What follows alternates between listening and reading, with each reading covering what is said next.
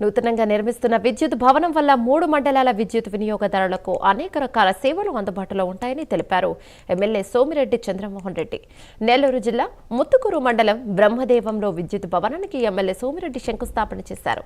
1,70,00,000 రూపాయల వ్యయంతో DEE, AE కార్యాలయాల సముదాయంగా విద్యుత్ భవనాన్ని నిర్మిస్తున్నామని చెప్పారు.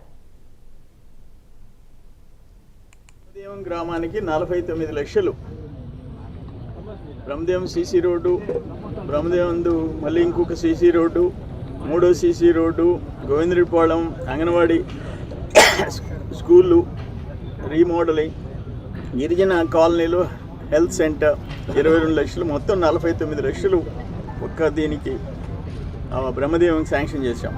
అన్నదాత సుఖీభవ పిఎం కిసాన్ వచ్చి 1,02,00,000 రూపాయలు సంవత్సరానికి ఈ ఊర్లో ఇవ్వటం జరుగుతుంది.